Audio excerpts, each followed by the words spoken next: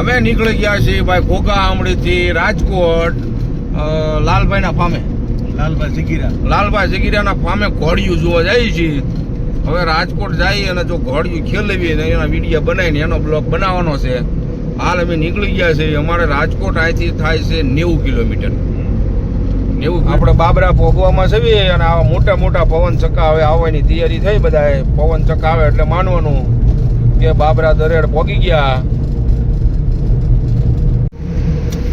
હવે અમે ચડી ગયા છીએ રાજકોટ ભાવનગર વાળા હાઈવે.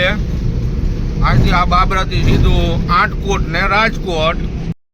દ્વારકાધીશમાં ચા પાણી પીને અમે નીકળી ગયા છીએ હવે સીધા રાજકોટ.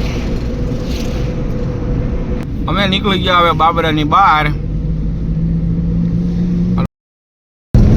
હવે આ રાજકોટ રોડે ચડી અમે ચા પાણી પી લીધા છે, નાસ્તો કર્યો. પણ હવે ગાડી કે કુઈ કુઈ કરે છે. હવે ઈવડી ગેસ માંગે છે કે આમાં મને ગેસ નાખો તો તમને રાજકોટ પહોંચાડું, નકર રાજકોટ પહોંચાડે એમ છે ને. એટલે હવે આગળ ગેસ પંપ આવે છે, ગાડીમાં અમે ગેસ પુરાઈ લઈએ એટલે ગાડીને એમ થાય કે મને ખવડાવ્યું. એમ તો અમારી પાસે ગેસ પંપે આવી ગયા છે અને અમારો નંબર છે 3. 2 ગાડી આગળ પડી છે. ચાલો ભાઈ અમે આવી ગયા છીએ લાલભાઈની ફામે. લાલભાઈ જગીરાની ફામે આવી ગયા છીએ અને લાલભાઈની ફાર્મમાં 80 ઘોડિયું છે અને આજે 80 ઘોડિયુંનો આપણે બ્લોગ બનાવવાનો છે.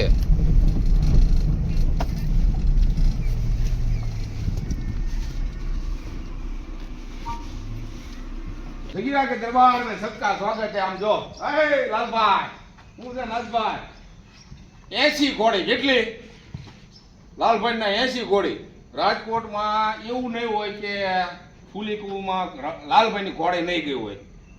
અને 80 ઘોડી છે, જેવો કલર જોઈએ કાળે બાવળે ધોળે લાલ ગુલાબી કેસરી જેવી જોઈએ. હા વિકીભાઈ. હા ભાઈ, તમારે કેની વાત કહેવાનું? આપણે અંજો લાલભાઈ હા હોજી ઉલાળે મુજે કાંજ નાખે ને એવી વાત હો. એવી નહીં આજે મારે હાજે ઉરું ઘરે જવાનું લાલભાઈ. અરે ભલામણ આજે ઉરજ જાય ને. હા હાજી આમ આમ તમને પૂછવી જોઈએ કે લાલભાઈ ડગલું ભરું એવી